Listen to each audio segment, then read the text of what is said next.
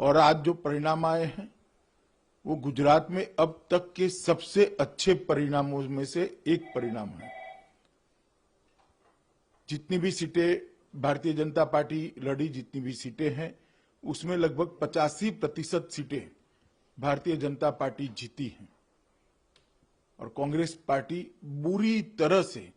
इस चुनाव में हारी है। पूरे गुजरात में सिर्फ 44 सीटें कांग्रेस को प्राप्त हुई है और 44 सीटें गुजरात में सिर्फ भावनगर कॉरपोरेशन में भारतीय जनता पार्टी ने प्राप्त कर ली। तो एक प्रकार से संपूर्ण भारतीय जनता पार्टी को गुजरात की जनता ने समर्थन किया है। इसके लिए मैं गुजरात के मुख्यमंत्री श्री विजय रूपाणी, उप मुख्यमंत्री श्री नितिन पटेल और अभी अभी जो नवनिर्वाचित भारतीय जनता पार्टी के अध्यक्ष हैं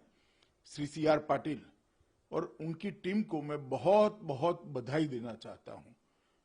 कोरोना काल के बाद ये पहला चुनाव हो रहा है। विपक्ष ने इसको मुद्दा बनाने का प्रयास किया था, मगर जिस प्रकार से मोदी जी के नेतृत्व में देश भर में कोरोना की लड़ाई लड़ी गई, यहां विजय भाई और नितिन भाई के नेतृत्व में कोरोना के खिलाफ लड़ाई लड़ी गई, गुजरात की जनता ने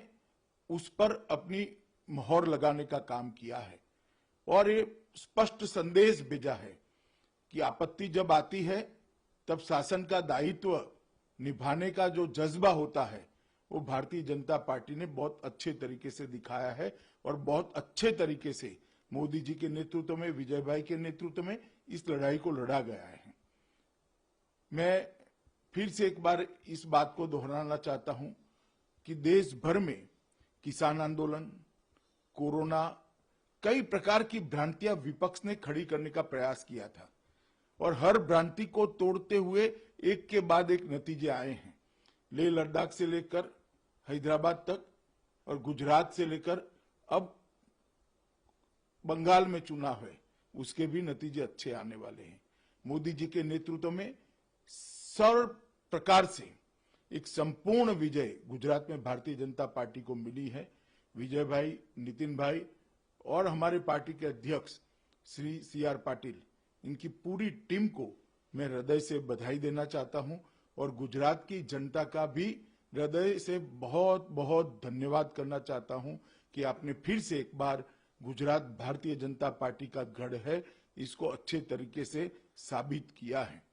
कांग्रेस की स्थिति ऐसी हुई है, ढेर सारी सीटों पर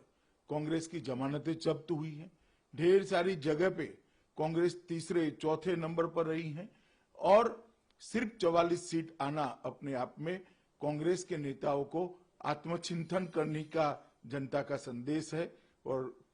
85% से ज्यादा सीटें भारतीय जनता पार्टी को जीतना, ये भारतीय जनता पार्टी की सरकारों की काम की पद्धति और भारतीय जनता पार्टी के सिद्धांतों का विजय है जो मोदी जी के नेतृत्व में काम कर रही है। आने वाले दिनों में गुजरात में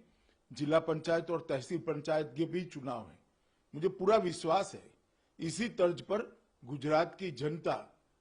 चट्टान की तरह भारतीय जनता पार्टी के साथ खड़ी रहेगी और मोदी जी को समर्थन देकर फिर से एक बार गुजरात भारतीय जनता पार्टी का गढ़ है, इस बात को दोहराएगी, इसका मुझे पूरा विश्वास है। फिर से एक बार हृदय से भारतीय जनता पार्टी की ओर से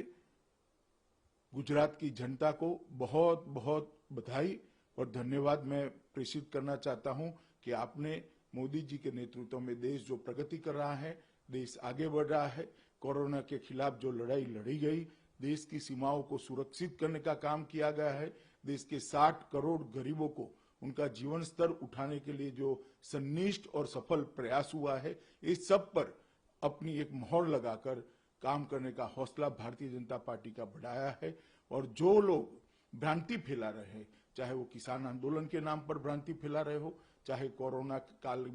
में जो हम संघर्ष किए इसके लिए भ्रांति फैला रहे हो, वो सभी भ्रांति को आज गुजरात के जनता ने वोट के माध्यम से इसका निरसन कर एक बहुत मजबूत मैंडेट भारतीय जनता पार्टी को दिया है। गुजरात की जनता का बहुत